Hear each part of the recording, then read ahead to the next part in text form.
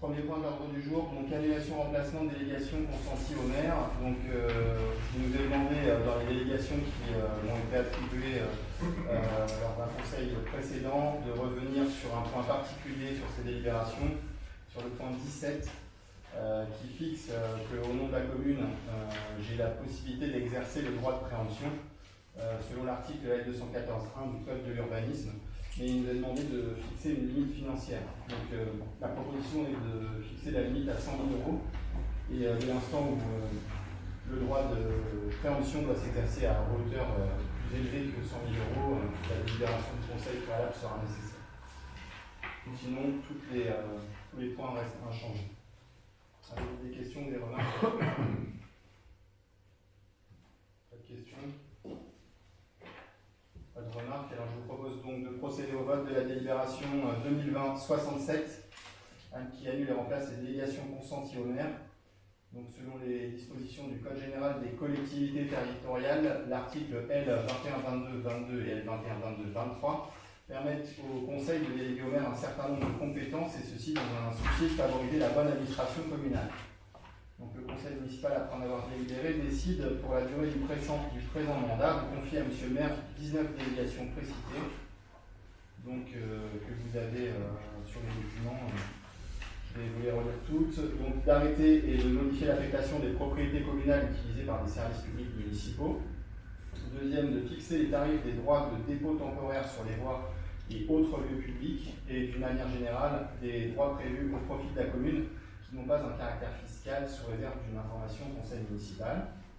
Troisième délégation, de procéder dans la limite des emprunts votés au budget à la réalisation d'emprunts destinés au financement des investissements prévus au budget et des opérations financières utiles à la gestion des emprunts, et de passer à cet effet les actes nécessaires. Quatrième délégation, de prendre toute décision concernant la préparation, la passation, l'exécution et le règlement des marchés et des accords cadres, ainsi que toute décision concernant leurs avenants lorsque les crédits sont inscrits au budget.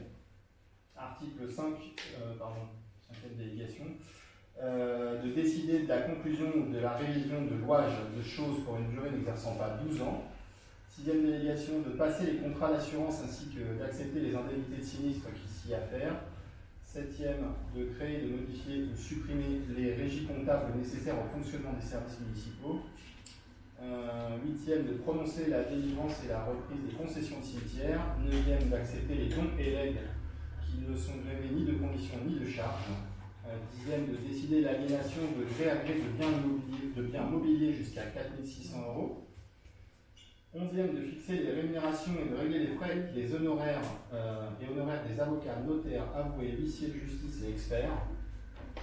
Douzième, de fixer dans les limites de l'estimation des services fiscaux dans ce domaine le montant des offres de la commune à notifier aux expropriés et répondre à leurs demandes.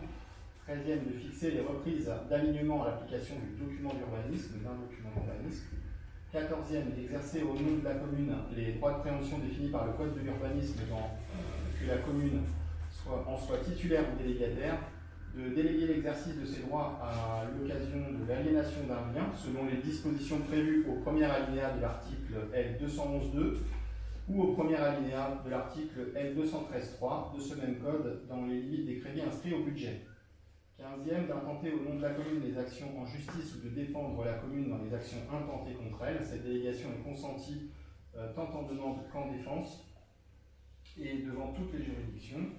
16e, de régler les conséquences dommageables des accidents dans lesquels sont impliqués des véhicules municipaux dans la limite de 10 000 €. 17e, d'exercer au nom de la commune et dans les conditions fixées par le conseil municipal le droit de préemption défini par l'article L214.1 du Code de l'urbanisme dans la limite de 100 000 €. 18e, de donner en application de l'article L324.1 du Code de l'urbanisme l'avis de la commune préalablement aux opérations menées par un établissement public local. 19e, de réaliser des lignes de trésorerie sur la base d'un montant maximum autorisé par le conseil municipal fixé à 350 000 € par année civile. Dit qu'empilation de la présente délibération sera transmise à M. le préfet de Sénénin, on dit que la présente délibération peut faire l'objet d'un recours pour excès de pouvoir devant le tribunal administratif dans un délai de 2 mois. Et qui est contre? Abstention. Alors, abstention. Calette Béravant.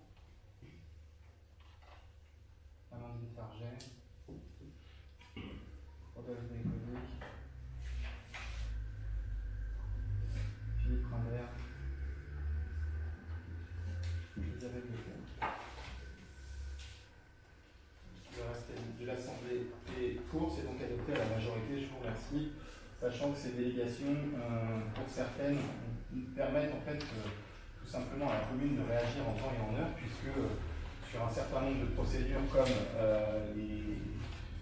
le fameux 17e point, les droits de préemption, si on ne le fait pas dans le délai légal, on ne peut pas l'exercer.